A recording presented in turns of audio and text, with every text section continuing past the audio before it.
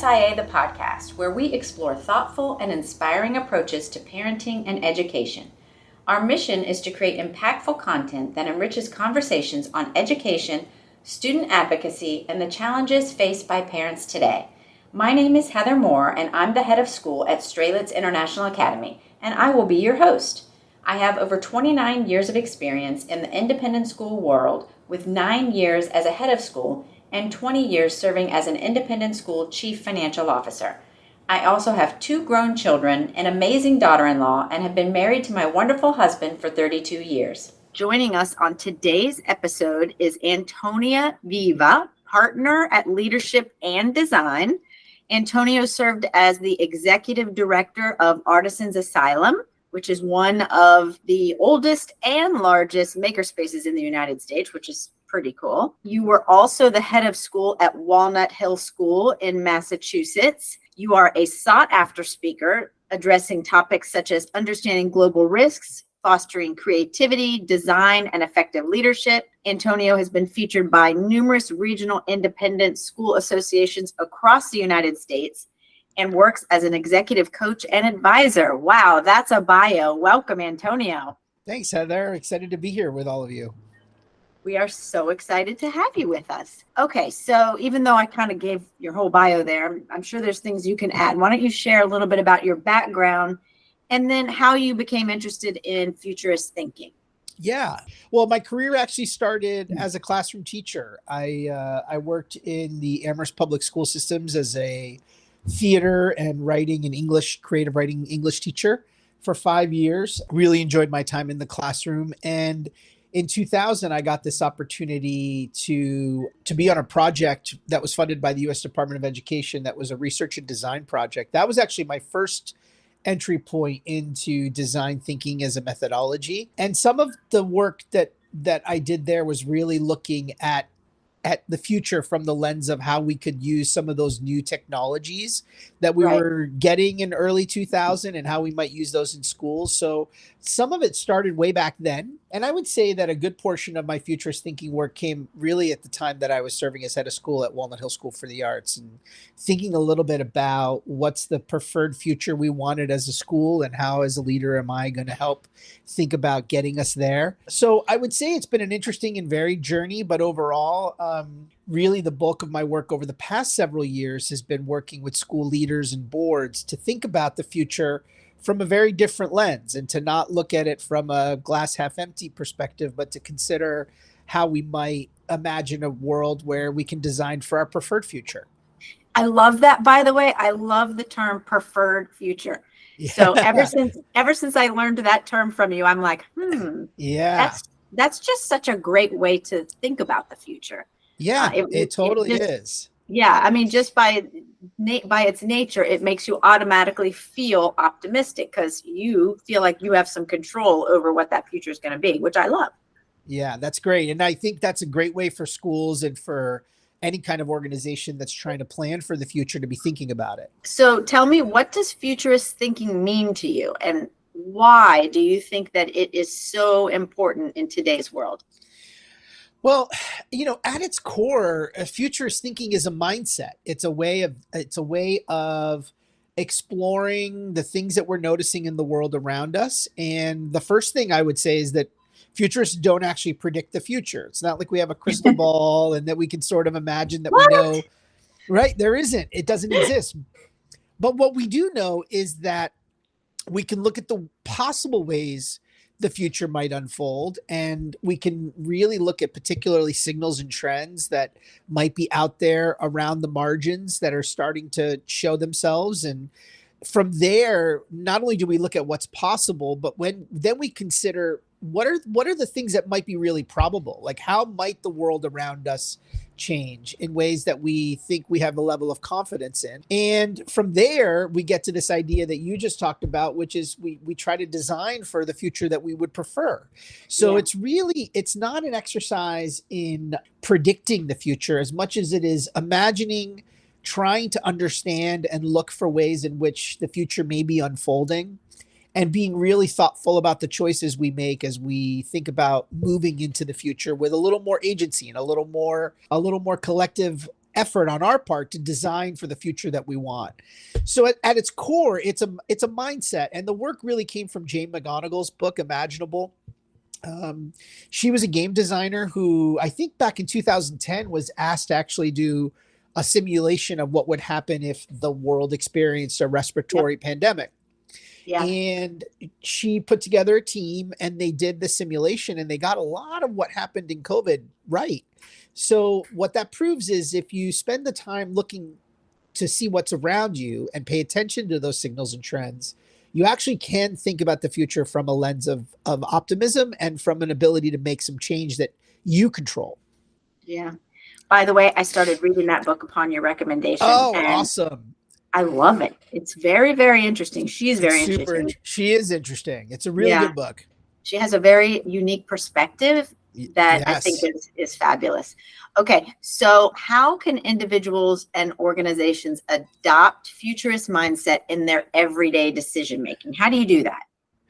Well, so that depends on it depends on what you're trying to accomplish. But what we know is that organizations or teams, companies, fill in the blank, that engage in futurist thinking, they flex three muscles. The first Okay. is they enhance their cognitive flexibility, which means that they can increase their ability to adapt to situations that may arise. They Okay. improve generative thinking, which gives an organization a chance to really frame an opportunity or a challenge and make decisions through that lens, right? So it improves your ability to think generatively. And as we talked about, it maintains a sense of optimism even in the face of disordered events, things that we may not be able to control. So, Right. with that, I would say that really at the core, organizations that do the work of futurist thinking often come together, and usually leadership teams or boards of trustees or whatever it may be, whatever leadership body is doing the work, starts by first trying to examine what are the signals that we see out there, like what are signals of the future that are already beginning to emerge. And the best example of that is if we think about AI, right? AI Okay. was actually already around. OpenAI, the company that created ChatGPT, was founded in 2016. Okay. And so there was signals that AI was beginning to emerge as early as 2016, 2017. And if you were paying attention, you would see that. And yet we didn't really start talking about AI until 2022, right? True. Yeah. And by then AI had already become a force. And Right. so that's the way we often think about it. We say, like, look for signals, see if those signals become trends. What trends are the ones you need to pay the most attention to? And how might a trend turn into a force, which then leads to ultimately an outcome where the world is changed in ways that are really different. And we think that organizations that engage in this kind of thinking can look to signals and trends that are affecting their particular area of business or their core Right. operating area, and hopefully make better decisions because of it. I think that's fabulous. And I'm so grateful that you were able to come out here and work with my board to teach them about signals, trends, forces, so that we can start flexing It our was brain great. to think creatively and in that vein. But Yeah. I want to know from you, tell me, what are some key trends or signals that you are currently observing, which you think could significantly shape our future? Well, that depends on sort of what lens you want to look at it from. So I think Okay. what we're seeing is, like, one signal that I find really fascinating is the way Gen Alpha, which is the generation that is currently in elementary schools, is rewriting the words we use to communicate. So they're coming up with all sorts of interesting words that I think are fascinating to pay attention to. And is that a signal or a trend of how language might change or how we might communicate differently? I also think that a trend that was already on our radar before the pandemic that I think has now become more of a force is around mental health and wellness and life Yes. balance. Yeah, So, absolutely. so there's two examples. One where I don't know if the way Gen Alpha is changing their vocabulary and the way they communicate, because that's a signal. I don't know what the potential outcome of that could be. But in seeing the way the issue around mental health and wellness and balance and life prep has emerged post pandemic, that feels like it's become more than a trend. I think that's now moving into an area that's called more like a force.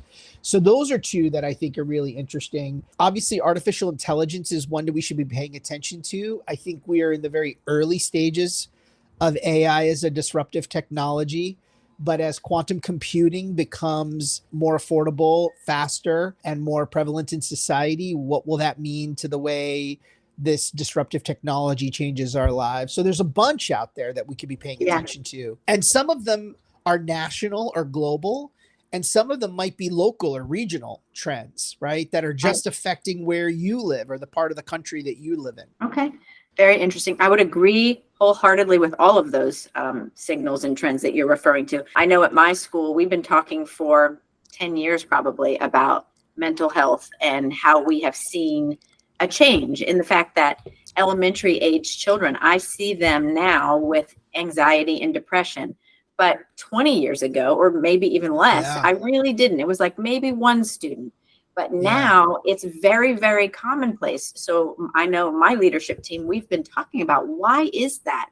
Why are we Yeah. seeing that? And what can we do to combat that? So we actually have connected with the Let Grow nonprofit organization That's great. that Lenore Skenazy heads up, and we're implementing those programs in our school this year, which I'm pretty excited about. And I'm really hoping that by doing that, it will just help some of our children, feel more confident in themselves and maybe alleviate some of that. But yeah, that's a force for sure right now that I think everybody needs to pay attention to, not just schools and educators, but everybody. Everybody. I agree, Heather. And that's what's fascinating is those of us that work in schools, if we're paying attention, we're even seeing Gen Z, which is now squarely in high school.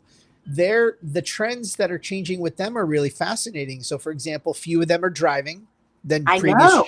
generations, and fewer of them have part-time jobs than previous generations. So they are squarely the first generation to have grown up with technology as a significant part of their cognitive development. And so, there's a lot of really interesting work out there. Jonathan Haidt's book, Yeah. in particular, to me, The Coddling of the American Mind, that's a fascinating lens into the way technology has changed an entire generation of kids. And so Futurist thinking is an opportunity to actually pay attention to some of those things and think about how you design for a future that you'd prefer rather than waiting for it to happen to you.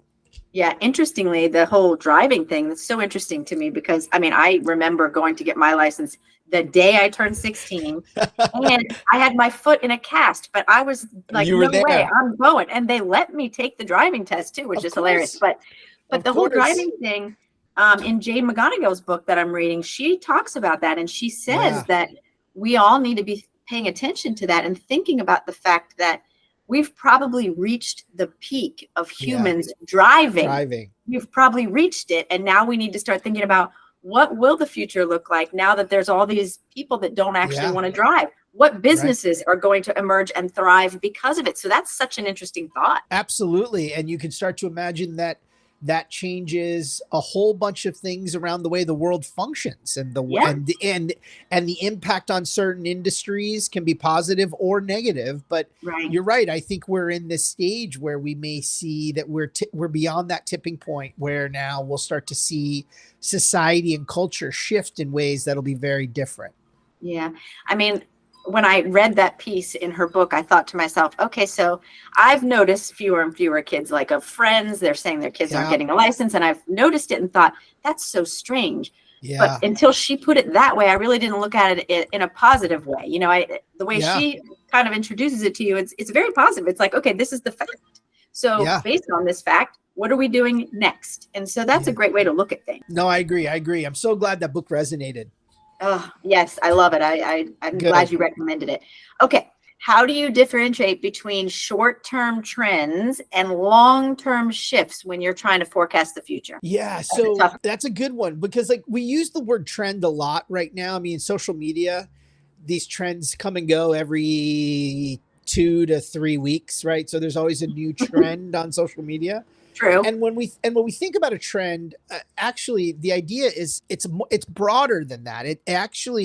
The idea of a trend is to think What is a pattern or a shift that is emerging from a particular signal over time? The trend could be social, it could be technological, it could be economic, it could be environmental, it could be political, right? And so that's the trends that we should be paying attention to. I think really there's lots of great resources out there to consider. So the World Economic Forum has a trend, sort of the trend analysis of what the global risks are. And, Yeah. there's some out there right now around misinformation and disinformation. So here we are right now. The CBS Sunday Morning I was watching yesterday did a whole piece around how AI is generating all these fake images. Yeah. So I'm just curious, as an artist and as a designer, in a world where a machine can generate an image that is very real looking, what does that mean for the future, right? So that's a trend where I don't even think that's a signal. That's squarely, in my opinion, a trend. But there's some other ones, right? If you really start to think about schools and the work of schools, the Institute for the Future at Stanford Design School has a great resource where they've outlined a set of skills for the future. And what Hmm. they've identified is skills that are really different than the ones most schools teach right now, right? Like design mindset, cross-cultural competency, virtual collaboration, new media literacy, social science, sense making. These are future work skills. And so when you start to think about the skills we're teaching students in schools, how might our curriculum need to change and adapt? And I think those are just some concrete examples of ways in which every organization or any school could start to look at some of these trends and say, well, we're seeing a shift. And how is this shift potentially going to change the way we think about serving students? And depends on the age group, obviously, that you're dealing with. So as you pointed out, you're seeing a trend with more demand for services and support around mental health and wellness than Yeah. you did 20 years ago. So Right. if that trend continues, that'll become a force where maybe your school needs more counselors or needs to change programming, or in 10 years you may have curriculum that helps kids think about how to find better balance or develop skills around coping and stress management, things you're probably already doing in some way. But that's an interesting question for schools to explore. Is there a trend that we see in our area or in our sector that we should be thinking about as we consider how we serve students? Yeah, and I think you've made an interesting point about how there's a list of skills out there that they think schools should be working towards with students, because these are the skills they're going to need for the world they're going to live in. Because we always talk about that as educators. That's right. We're trying to raise kids for a world, or teach them the skills for a world that we don't actually live in. It can be somewhat difficult. I saw a school just the other day online, and unfortunately I don't remember the name of it right now. I wish I did, but it was so interesting because there's no teachers in the school, Interesting. which it's a high school, of course, it's not an elementary school, but Yep. there's no teachers in the school, but there are mentor coaches that come Yeah. in to work with kids around certain topics. But the kids design the curriculum themselves. They Yeah. decide, what skills it is that they're interested in pursuing. And it's a whole nother concept for education. And as you know, it's really hard for schools to change what they do. Like, It that's not an is. easy thing. Yeah. Yeah. So I found that school to just be, somewhat inspiring. It really lit my brain, like, how could I do some of those things in an elementary school setting? Not exactly like that, of course, That's right. but it is very interesting. You really have to start thinking about what it is that you're raising these kids to do for a world you don't actually live in, and, may or may not. Well, the Yeah. one that jumps to mind right now when you think about sort of a trend that we should be paying attention to in schools, given that it's an election year, Yeah. is the increased social polarization of society. Yeah. Right. We've come to a place where it's impossible for us to have conversations with people who may not see the world the way that we do. And I think schools have a responsibility to think about how to bridge that gap, because there needs to be a place where an exchange of ideas can Hmm. happen in a way that feels safe and offers opportunities for all perspectives to be heard. But if you look at sort of from a global risk perspective, social polarization is a significant risk, not just here in the United States, but around the world.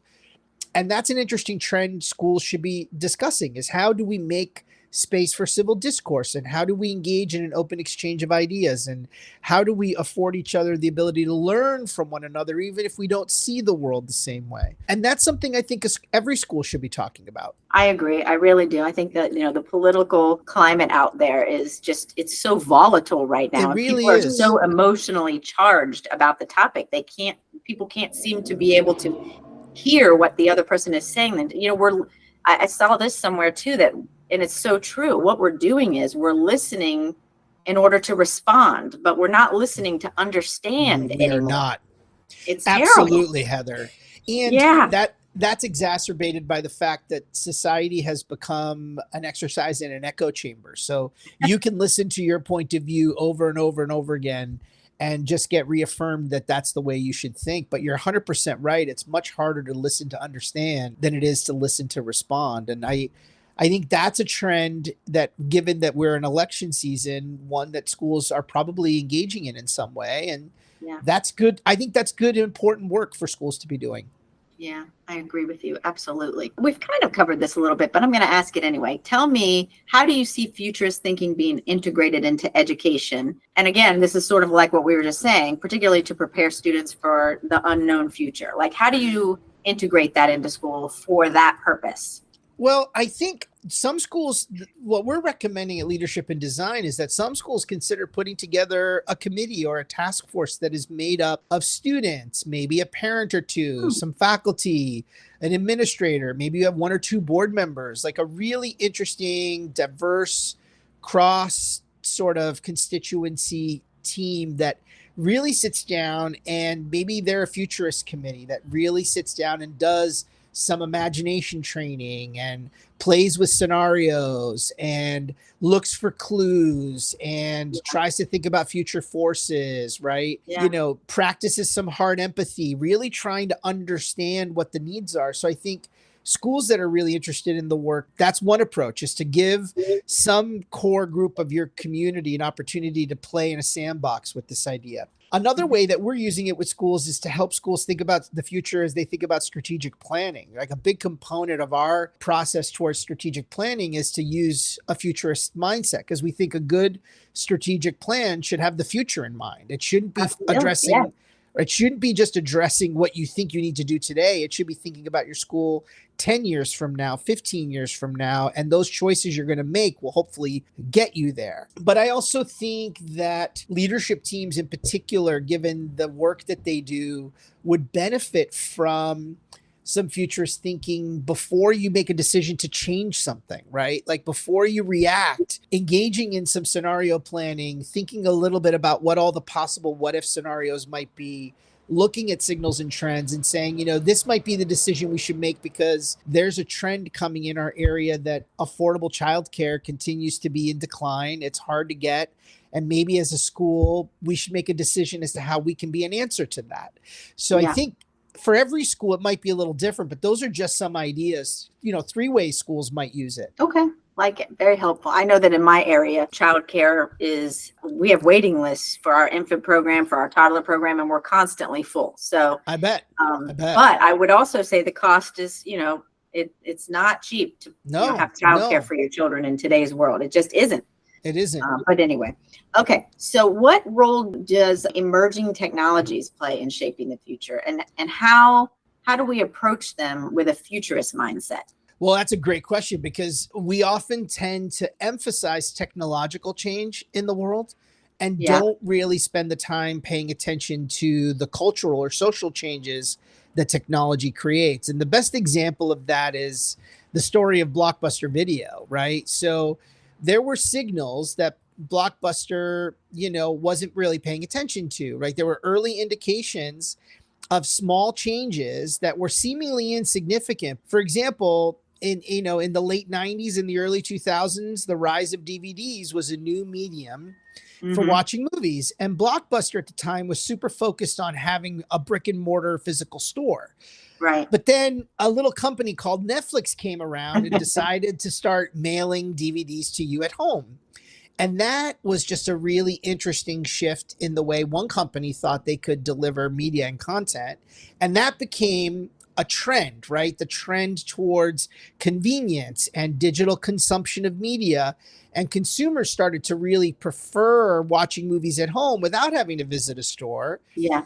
And that trend also followed high speed internet becoming more readily available and also becoming more widespread, which supported the shift towards what we now know Netflix does, which is streaming, Yeah, right? streaming. And so like when YouTube came out in 2005, it was ripe for launch because enough people had access to computers and high speed internet and this new medium emerged. And what ended up happening is that force, right, these powerful dynamics that shape the environment and drive trends, and usually they can be technological, they just completely change the way we engaged with media, right? And so the widespread adoption of broadband made streaming viable. The cost of maintaining physical stores became a burden, and consumers gravitated towards more convenient options. And so culturally, the demand for on-demand content increased as people's lifestyles became busier.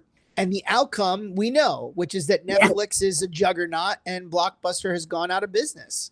Yeah. So I think when you look at technology from the lens of futurist thinking, we often emphasize the technological changes, but really the key to futurist thinking is trying to understand how the technological changes are going to change social and cultural behavior. And if you Exactly. can do right, if you can do that, then the story of Blockbuster and Netflix is one that is really powerful to pay attention to, because Netflix was paying attention not just to the technology, but how people were behaving differently, which is why they started mailing you DVDs. And then from mailing you DVDs, they started offering you streaming, and the rest is history. I mean, I personally remember when Netflix first started mailing DVDs. I was very excited by that. You go Oh, it was online, the yeah, you pick your movies and they come in the mail. Half the time when you went to Blockbuster, the movie you wanted was out. You couldn't get it. you So, don't have to rewind the tape and you can keep it for a longer period of time, right? They figured it out, right? What they realized was DVDs was a technology they could ship easily, right? And that the yeah. people did, and people could ship back easily. And Mhm. so that technology led to a different type of behavior, which is we like started watching movies from home and not having to go to the store to go get them. Yeah, exactly. Convenience. Yeah. But I love your point about paying attention to the cultural signals that are happening. And that takes me back to driving. That's a Yeah. cultural signal that's happening that, we really have to start thinking and paying attention to. And it's obvious it might even be a trend already. I don't know. Yeah, I think Probably is. among Gen Z, it's already probably a trend. What will be really curious to see is among Gen Alpha is driving something we just see dropping precipitously, right? And what will have changed in terms of public transportation infrastructure, ride sharing? Will people be commuting less than they are now? Yeah, all very interesting things to think about Yeah. and consider, that's for sure. So, how about this? What are some ethical considerations that we should keep in mind when we're thinking about the future? Well, I think the first is to remember that we can't predict it, right? So Right. we shouldn't go into this work thinking that we can predict what the world is going to look like for any organization or any community 10 years from now. And if we think back to 2014, I don't think we could have imagined 10 years ago that we would have been through what we've been through for the last 5 years, right? Yeah. No, I don't think So so. so that's the first thing I would say, which is to just recognize that we can't see this as an opportunity to try to predict the future. The second thing is that I think we have to have a strong bias towards addressing human needs.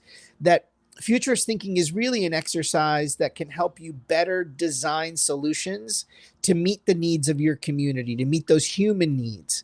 And so I think as schools in particular, serving young people and serving families, that as we get clear on what the needs are and how those needs may be shifting, that we should be making choices and decisions that are rooted in those needs and not just chasing after a trend or a force because we think it's the next thing everyone's paying attention to. And then the final one I think is really, I mean, the one that I think is the most fascinating to pay attention to right now is artificial intelligence. And in terms of the ethics around AI, there are a lot of really smart people, smarter than me out there pondering this question, and I don't think they've landed on an answer. I think we are in the same stage that we were back when the internet first came out in the mid 90s, which is we are watching the birth of a really disruptive technology and we don't really know how the world will change. So proceeding carefully, cautiously, really having a strong bias towards human needs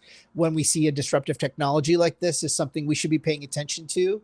So as we think about designing for the future of schools, we should at least acknowledge that AI isn't going to go away and that in 10, 15 years, schools are going to be using AI in ways that we can't imagine yet. Similar Yeah. to the way that we've started using the internet now, that is really different than the way we were using the internet back in 1997. True. I mean, I think from a school's perspective, we have to think about things like, you were talking earlier about how AI can create these images that Yeah. are AI generated and not, real images. So how can you tell when something is real and something is fake? Like I think Yeah.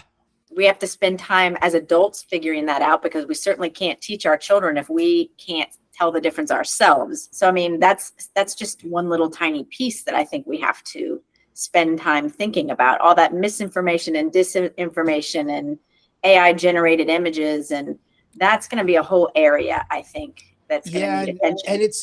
and it's going to require schools sitting down and having some really thoughtful and hard conversations about everything from what you're teaching and why you're teaching it to what are the policies you have at your school and how do you maintain a sense of safe community within a space where anything can be sort of faked very easily. Yeah, no, I think we're living in a really fascinating time. And again, I think for those of us that have been in schools long enough, I remember that the mid to late 90s was similar because that was when the internet started to really take off. And we were trying to figure out how we were going to use this thing called the internet in schools. And now I look back and I think about all the ways schools use the internet to communicate, to offer kids an opportunity to check their grades, to provide resources, information, marketing, communication, safety. Yeah.